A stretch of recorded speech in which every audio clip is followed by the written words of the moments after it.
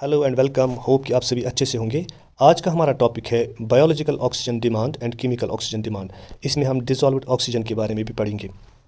Dissolved oxygen क्या होता है? Dissolved oxygen is the oxygen dissolved in water. पानी में मौजूद जो ऑक्सीजन होता है डिसॉल्व्ड फॉर्म में, उसको डिसॉल्व्ड ऑक्सीजन कहा जाता है।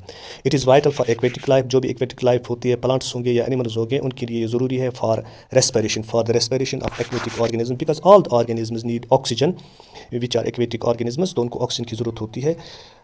तो ये डिसॉल्व ऑक्सीजन जो है ये डिपेंड करता है डिफरेंट फैक्टर्स पे। पहला है टेम्परेचर। अगर पानी का टेम्परेचर ज़्यादा होगा, it has been observe that जो हॉट वाटर्स होते हैं उनमें ऑक्सीजन की कंसनट्रेशन लो होती है, और इसी तरह जो कोल्ड वाटर्स होते हैं वहाँ पे ऑक्सीजन की कंसनट्रेशन ज़्यादा होती है।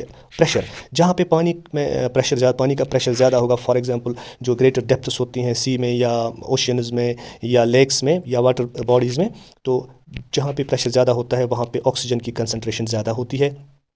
और इसी तरह बाकी सब्सटेंस हैं, जैसे कुछ ऑर्गेनिक सब्सटेंसेस हैं, ये मड है या कुछ सीवेज होती हैं, जहाँ पे ज़्यादा सीवेज होगी, जहाँ पे ज़्यादा मड होगा, ऑर्गेनिक सब्सटेंस होंगे, वहाँ पे ऑक्सीजन की कंसंट्रेशन लो होती है।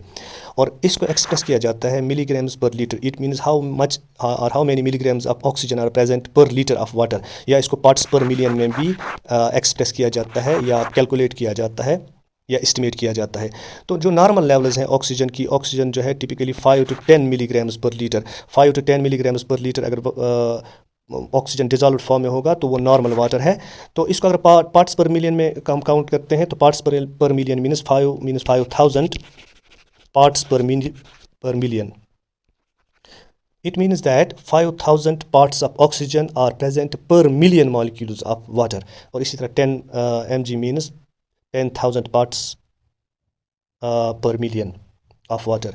तो अगर बिलो होगा, below 2 mg per litre, it means अगर ऑक्सीजन की कंसनट्रेशन पानी के 1 लीटर में 2 mg से कम होगा तो ये जो है ये क्रिटिकल वैल्यूज़ हैं, या इससे कम जब भी होगा तो उस सूरत में जो कंडीशन वहाँ पे क्रिएट होती है उसको हाइपॉक्सिया कहते हैं। हाइपॉक्सिया एक ऐसी कंडीशन है जिसमें ऑर्गेनिज्म्स जो हैं या जो भी एक्वेटिक स्पीशीज़ हैं वो सर्वाइव नहीं कर पाती, और इस तरह वहाँ पे डेड जोन्स क्रिएट होते हैं। अब और एक बात यहाँ पे समझनी है कि ये पानी में ऑक्सीजन डिज़ॉल्व कैसे होता है। तो ये नेचुरली इसमें डिज़ॉल्व होता है। नंबर 1 जो है वो डिफ्यूजन, जब एयर में कंसंट्रेशन ऑक्सीजन की ज़्यादा होती है और पानी में कम होती है तो ये नेचुरली इसमें डिफ्यूज़ हो जाता है। तो डिफ्यूजन एक प्रोसेस है जिससे पानी में ऑक्सीजन की कंसंट्रेशन बढ़ जाती है, पानी में ऑक्सीजन डिफ्यूज़ हो जाता है। इसी तरह दूसरा जो है एक इंपॉर्टेंट पॉइंट यहाँ पे वो फोटोसिंथेसिस है। फोटोसिंथेसिस के ज़रिए जो एक्वेटिक फाइटोप्लैंक्टन्स होते हैं या प्लांट्स होते हैं या एक्वेटिक ऑर्गेनिज्म्स होते हैं, वो फोटोसिंथेसिस के ज़रिए ऑक्सीजन को रिलीज़ करते हैं पानी में। इस तरह पानी में ऑक्सीजन डिज़ॉल्व होता है। तो फोटोसिंथेसिस दूसरा फैक्टर है। एरिएशन मीन्स जो पानी बहता है, चश्मों का पानी हो, नदी नालों का पानी हो, तो ये एक मैकेनिकल एजिटेशन के ज़रिए जब पानी फ्लो करता है, मैकेनिकल एजिटेशन के ज़रिए पानी में ऑक्सीजन डिज़ॉल्व होता है। और ये 3 ऐसी सूरतें हैं जिनसे पानी में ऑक्सीजन डिज़ॉल्व होता है। तो बायोलॉजिकल ऑक्सीजन डिमांड क्या होती है? Biological oxygen demand measures the oxygen consumed by micro organisms decomposing organic matter. पानी में मौजूद जो ऑर्गेनिक मैटर होता है जो डिफरेंट सोर्सेज से पानी में आ जाता है, जैसे सीवेज से, एग्रीकल्चर से, या शुगर प्लांट से, या डायरी प्लांट से, पानी में जो ऑर्गेनिक मैटर आता है उसको डिकम्पोज करने के लिए जो ऑक्सीजन ज़रूरत होती है, जो चाहिए होता है, उसको कहते हैं biological oxygen demand. It indicates water quality. ये वाटर क्वालिटी को इंडिकेट करता है। इट मीन्स दैट अगर बायोलॉजिकल ऑक्सीजन डिमांड ज़्यादा होगी, means that water quality is not good. और एंड ऑर्गेनिक पोल्यूटेंट लेवल, और उसमें ऑर्गेनिक पोल्यूटेंट लेवल या ऑर्गेनिक पोल्यूशन जो है वो ज़्यादा है। जब ऑर्गेनिक पोल्यूशन ज़्यादा होगी, बायोलॉजिकल ऑक्सीजन डिमांड ज़्यादा होगी, बिकॉज ऑर्गेनिज्म्स और micro organisms will need more oxygen to disintegrate, to dissolve और टू डिकम्पोज ऑर्गेनिक मैटर। तो इस पे इसको जो फैक्टर्स इफेक्ट करते हैं, इन्फ्लुएंस करते हैं, प्रेजेंस ऑफ ऑर्गेनिक पोल्यूटेंट्स जितना ज़्यादा होगा उतनी ऑक्सीजन डिमांड बढ़ जाएगी। और माइक्रोबियल एक्टिविटी को ऑक्सीजन चाहिए होता है ऑर्गेनिक मैटर को डिकम्पोज करने के लिए। यहाँ पे भी जो ऑक्सीजन डिमांड होती है उसको मिलीग्राम्स पर लीटर में काउंट किया जाता है या एस्टिमेट किया जाता है। एक्चुअली जो मुख्तलिफ सोर्सेज से, एग्रीकल्चरल वेस्ट से या सीवेज से या शुगर प्लांट से या डेयरी प्लांट से पानी आ जाता है, इसमें फॉस्फेट्स होते हैं और नाइट्रेट्स होते हैं। उसकी वजह से जो अलगल ब्लूम्स हैं वो ग्रो करते हैं पानी में, और उस कंडीशन को हम यूट्राफिकेशन कहते हैं। यूट्राफिकेशन जो है, इसके लिए आपको डिस्क्रिप्शन में लिंक मिलेगा और मेरे चैनल पे वो वीडियो अपलोड होगा, आप वहाँ पे यूट्राफिकेशन के बारे में वीडियो देख लेना। तो यहाँ पे हम देखेंगे कि जितनी ज़्यादा बायोलॉजिकल ऑक्सीजन डिमांड होगी, ये डिटरमाइन करता है कि ये पानी जो है, ये पानी का सोर्स जो है, इसमें कितना पोल्यूशन है।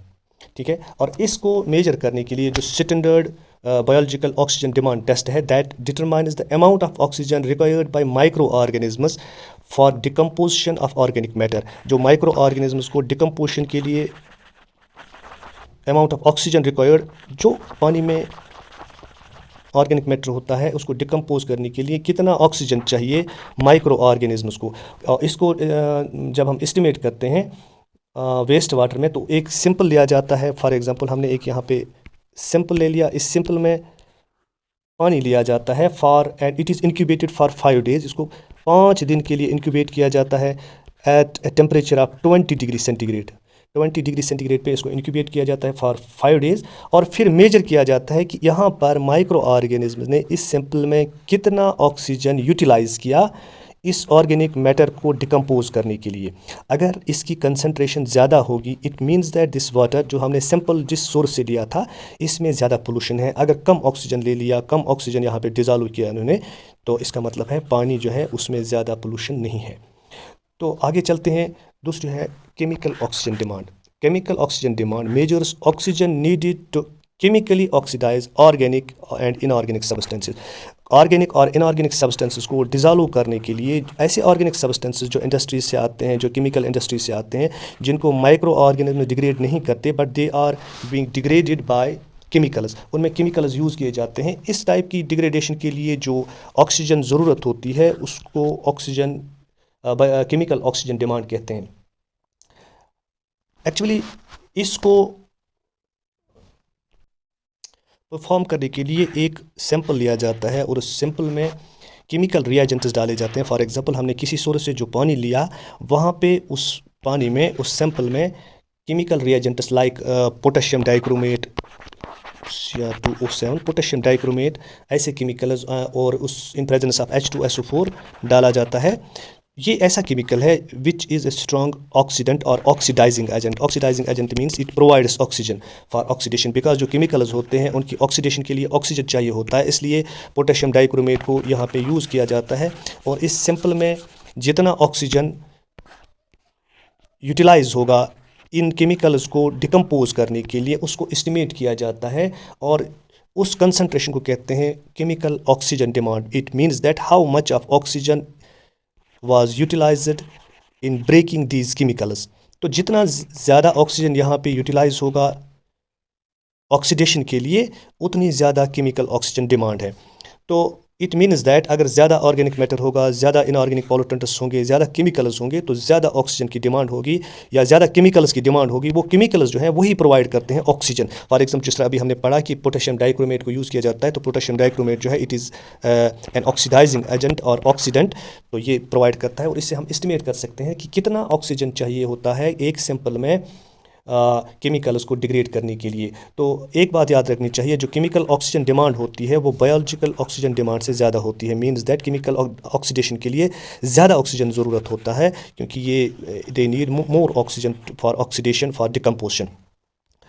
तो जो क्लीन वाटर होता है typically it has chemical oxygen demand below 10 mg per litre. It means 10,000 parts पर मिलियन ऑक्सीजन चाहिए होता है। सो क्लीन वाटर जो है उसकी केमिकल ऑक्सीजन डिमांड जो होती है वो 10 mg पर लीटर। तो इट मीन्स कि ये ठीक वाटर है, इसमें ज़्यादा केमिकल्स नहीं हैं। और जो हायर लेवल्स होती हैं, हायर लेवल्स मीन्स वहाँ पे बहुत ज़्यादा ऑक्सीजन की ज़रूरत होती है which is provided by these oxidising agents और chemicals. They need more oxygen, it means 100 mg per litre. यहाँ पे देखिए, इससे पहले जो आपने पढ़ा था डिज़ोल्व्ड ऑक्सीजन, वो अलग है। यहाँ पे मसला यह है कि यहाँ 100 mg चाहिए होते हैं ऑक्सीजन के टू डिग्रेड द केमिकल्स पर लीटर ऑफ वाटर। ठीक है, तो ये पॉइंट आपको क्लियर हो गया होगा। तो इस तरह केमिकल ऑक्सीजन डिमांड जो है, इससे हमें वाटर की हालत के बारे में पता चलता है कि वाटर में कितने केमिकल्स हैं और इन केमिकल्स को डिग्रेड करने के लिए हमें कितना ऑक्सीजन चाहिए। तो आगे चलते हैं, जो ये इसकी सिग्निफिकेंस क्या है। These values serve as benchmarks for assessing water health।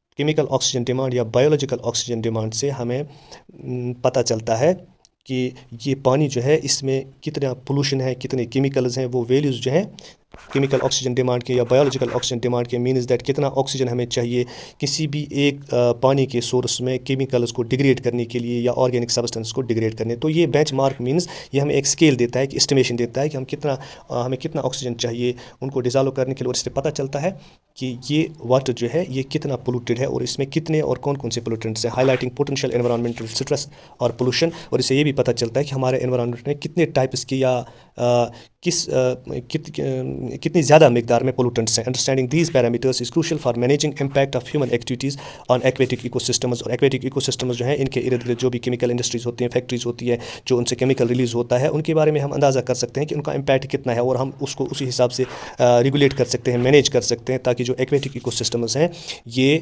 ज़्यादा पोल्यूट ना हो और इससे कोई एनवायरमेंटल इम्पैक्ट्स ना पड़े। ठीक है, तो इस तरह से आज का ये टॉपिक ख़त्म हुआ। Thank you and stay blessed.